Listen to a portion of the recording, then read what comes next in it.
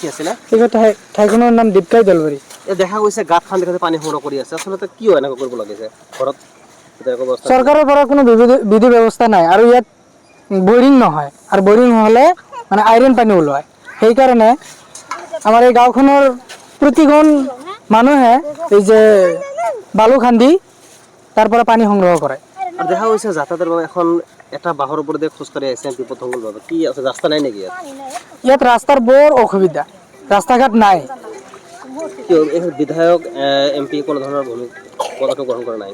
যেতিয়া ইলেকশ্যন আহি থাকে, তেতিয়া বিধায়কসকলৰ বিভিন্ন ধৰণৰ মানুহৰ অহা যোৱা হয় আৰু তেতিয়া প্ৰতিশ্ৰুতি দিয়ে যে ভোট পোৱাৰ পিছত আমি দিম, ৰাস্তা দিম, খোৱা পানীৰ ব্যৱস্থা দিম, চৰকাৰৰ পৰা যিবোৰ আঁচনি আহে সেইবোৰ আমি এই গাঁওখনত দিম বা গাঁওখন উন্নতি কৰিম।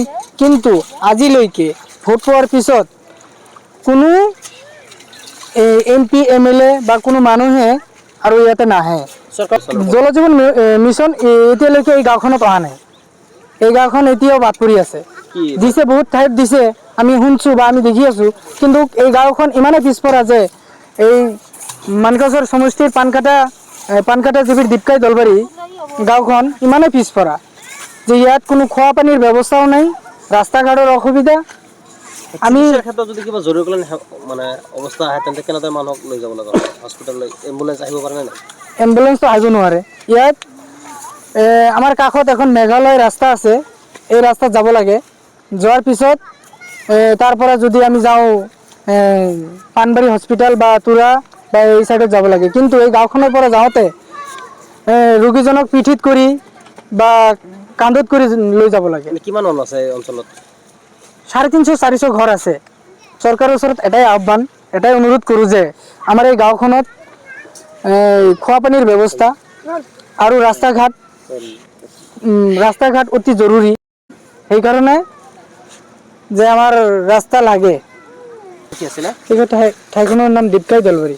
দেখা গৈছে গাঁত খান্দি খান্দি পানী সংগ্ৰহ কৰি আছে। আচলতে কি হয় এনেকুৱা কৰিব লাগিছে ঘৰত? চৰকাৰৰ পৰা কোনো বিধি ব্যৱস্থা নাই আৰু ইয়াত বৰিং নহয় আৰু বৰিং হ'লে মানে আইৰণ পানী ওলায়।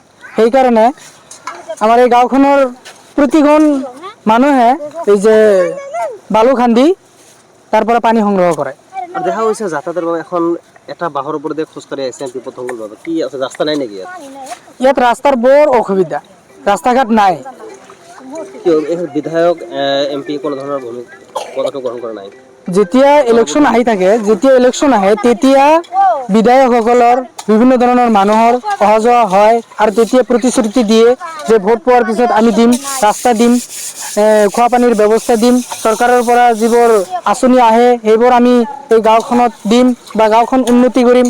কিন্তু আজিলৈকে ভোট পোৱাৰ পিছত কোনো MP MLA বা কোনো মানুহে আৰু ইয়াতে নাহে। জল জীৱন মিছন এতিয়ালৈকে এই গাঁওখনত অহা নাই। এই গাঁওখন এতিয়াও বাদ পৰি আছে। দিছে বহুত ঠাইত দিছে, আমি শুনছোঁ বা আমি দেখি আছোঁ, কিন্তু এই গাঁওখন ইমানেই পিছপৰা যে এই মানকাচৰ সমষ্টিৰ পানকাটা জিবিৰ দীপকাই দলবাৰী গাঁওখন ইমানেই পিছপৰা যে ইয়াত কোনো খোৱা পানীৰ ব্যৱস্থাও নাই, ৰাস্তা ঘাটৰ অসুবিধা। আমি চিকিৎসাৰ ক্ষেত্ৰত যদি কিবা জৰুৰীকালীন মানে অৱস্থা আহে তেন্তে কেনেদৰে মানুহক লৈ যাব লগা হয় হস্পিটাললৈ? এম্বুলেন্স আহিব পাৰে নে নাই? এম্বুলেন্সটো আহিব নোৱাৰে। ইয়াত আমাৰ কাষত এখন মেঘালয় ৰাস্তা আছে, এই ৰাস্তাত যাব লাগে।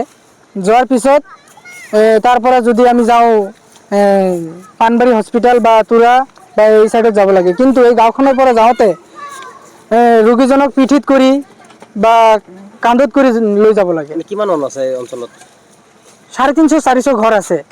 চৰকাৰৰ ওচৰত এটাই আহ্বান, এটাই অনুৰোধ কৰোঁ যে আমাৰ এই গাঁওখনত খোৱা পানীৰ ব্যৱস্থা আৰু ৰাস্তা